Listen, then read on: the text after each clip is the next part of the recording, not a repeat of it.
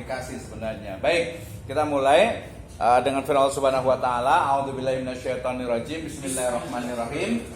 Wa idza luqmanu libnihi wa idza qala luqmanu libnihi wa huwa ya'iduhu ya bunayya la tusyrik billah inna syirka la zulmun azim. Wa qala aidan wa wassaynal insana biwalidayhi hamalathu ummuhu wahnan ala wahn wa fisaluhu fi amaini anishkurli wa liwalidayka ilayyal masir.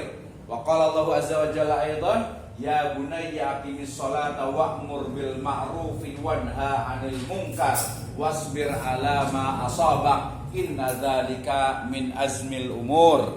Wa qala Rasulullah sallallahu alaihi wasallam kuntu khalfan nabiyya sallallahu alaihi wasallam yauman faqala ya gulam inni u'allimuka kalimat ihfadillah yahfadka ihfadillah tajidhu tujahaka idza sa'alta fas'alillah wa idza sta'anta fasta'in billah ila akhiri riwayah. Dan hari ini kita akan belajar bersama terkait dengan model-model dari pembelajaran pendidikan agama Islam. Ini adalah mata kuliah inti ya yang mestinya harus dipelajari ya dan harus dikuasai. Kenapa? Karena semuanya akan menjadi guru. Nah, ketika kita bicara tentang guru tentu saja adalah guru pendidikan agama Islam. Kalau bicara tentang pendidikan agama Islam, kita mulai dari sekarang nih, semua mahasiswa harus paham tentang sistem kurikulum nasional. Ada yang tahu hari ini atau sekarang itu kurikulum yang berlaku itu kurikulum apa?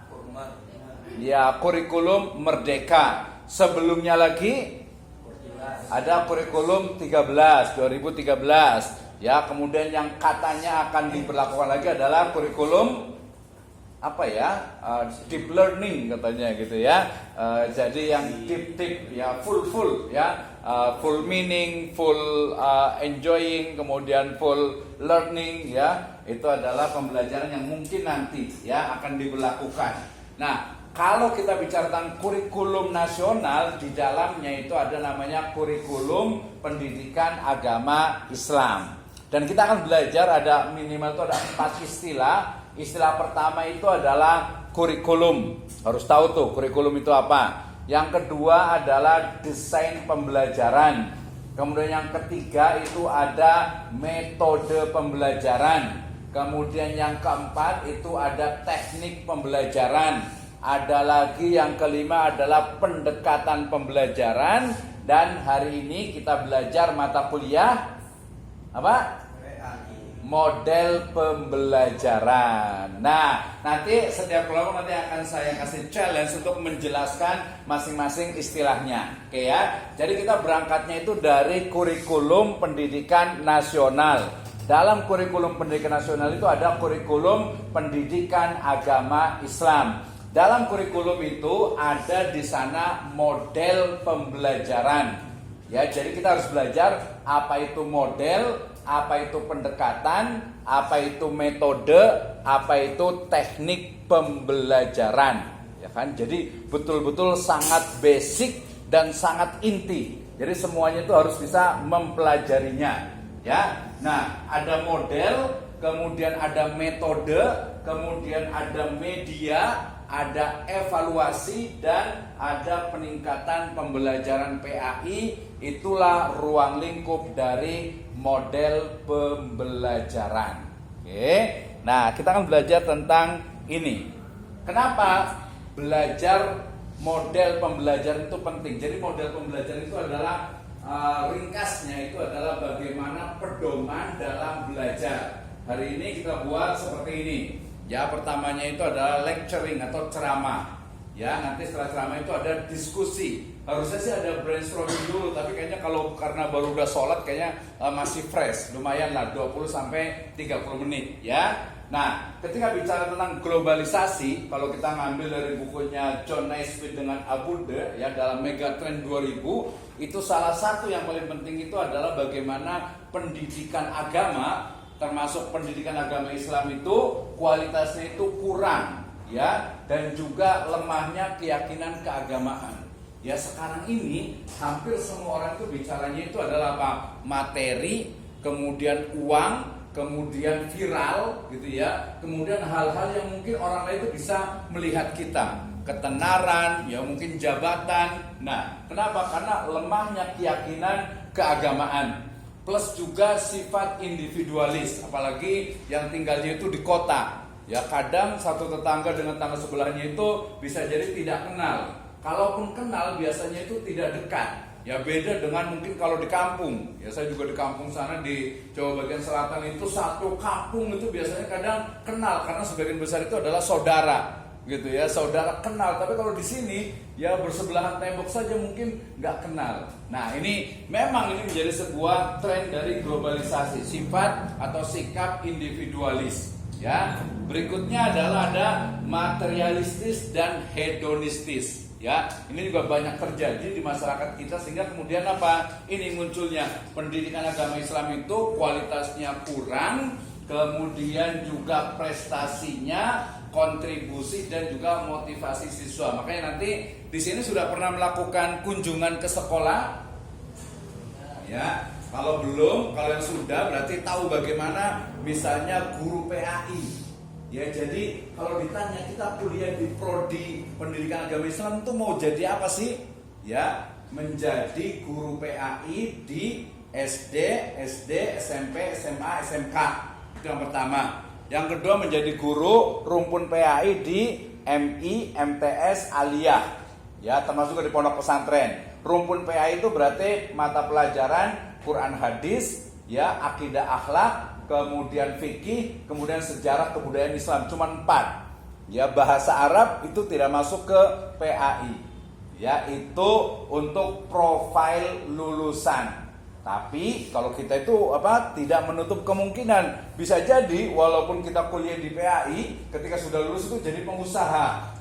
Ya itu bisa aja jadi mungkin pejabat, jadi politikus, jadi aktivis. Ya mungkin jadi pokoknya yang tidak ada kaitan dengan pendidikan tidak apa-apa. Tapi ya pesan saya adalah dari sekarang manfaatkan status sebagai mahasiswa. Ya Jumali bisa jadi mahasiswa sekarang nih. Yang apa ini? Oh bisa kunjungan ke sekolah, bisa ikut organisasi kemahasiswaan, bukan hanya di sini di Bogor. Kalau perlu di Indonesia itu banyak sekali jaringan ya organisasi mahasiswa. Manfaatkan. Jadi jangan hanya istilahnya itu di kampus saja. Ya, jadi belajar di kelas juga, tapi juga harus aktif di luar, cari koneksi, mumpung kita mahasiswa. Jadi nanti ketika lulus itu tidak lagi cari-cari kerjaan. Ya nanti kita punya di semester yang kelima, ya ini semester 4 ya. Ya kan ya semester 5 berarti semester besok itu, kalau nggak salah berarti September itu sudah PLPK. Semester sekarang ada mata kuliah micro teaching nggak? Belum ya? Sudah ya, sudah selesai?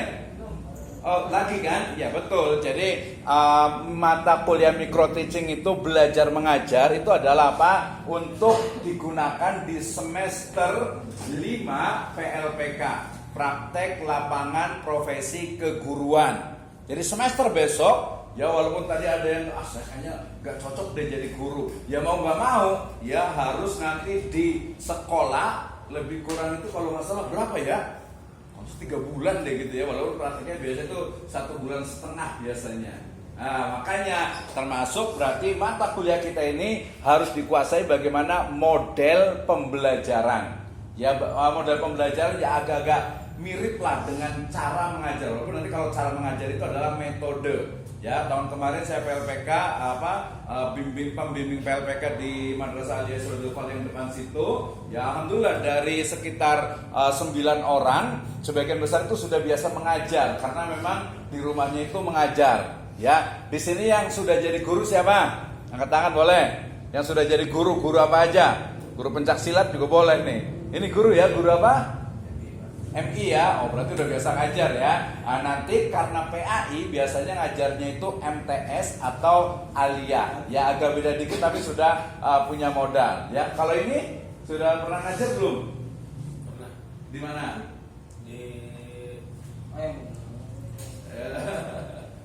Di sekolahan atau di umum? Di sekolahan. Sekolahan ya. Pas ini Pak, pas SMA PPL. Oh, PPL ya lumayan lah, berarti PPL di SMA ya, kan di sini juga biasa pakai SMA, SMP, SMA dengan MA itu biasa ngajar ya. Ya udah ada modal lah minimal gitu. Jadi nanti harus bisa dipraktekkan dari belajar mengajarnya. Nah, jadi kalau kita bicara tentang pendidikan agama Islam yang kualitasnya itu kurang, tadi saya mau bilang kalau datang ke ke sekolahan biasanya kadang guru PAI itu dipandang sebelah mata, guru agama. Ya giliran nanti anak-anaknya itu bandel gitu ya, yang disalahkan guru agama. Ya, yang MTS juga biasanya seperti itu ya. Jadi memang profil utamanya menjadi guru PAI, tapi tidak menutup kemungkinan bisa saja misalnya, oh saya suka bahasa Inggris misalnya atau suka bahasa Arab misalnya. Ya bisa aja ngajar bahasa Inggris atau bahasa Arab, nggak ada masalah, yang penting punya ilmunya, ilmu keguruan. Tuh ya. Oke, kemudian dari kurikulum pendidikan agama Islam dalam kurikulum nasional di Indonesia sebagainya misalnya itu masih mengikuti, padahal mestinya dia ada kekhasan karena mengajarkan tentang agama Islam. Ya, mengajarkan tentang akidah, mengajarkan tentang fikih, mengajarkan tentang akhlak. Nah, beda dengan mata pelajaran biologi, fisika, kimia, bahasa, yang kadang seringnya nih anak-anak itu kalau belajar agama itu karena kan kita di sekolahan bukan di pesantren. Kalau di pesantren biasa semangat, tapi kalau di sekolahan apalagi nanti mungkin ya ada yang misalnya PLPK-nya itu di SMK.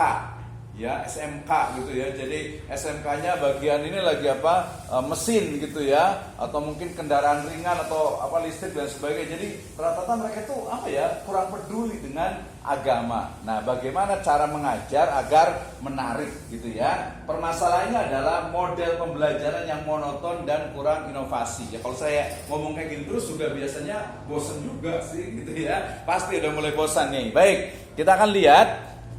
Kita akan belajar tentang model pembelajaran, pendekatan pembelajaran, strategi pembelajaran dengan metode pembelajaran serta teknik pembelajaran.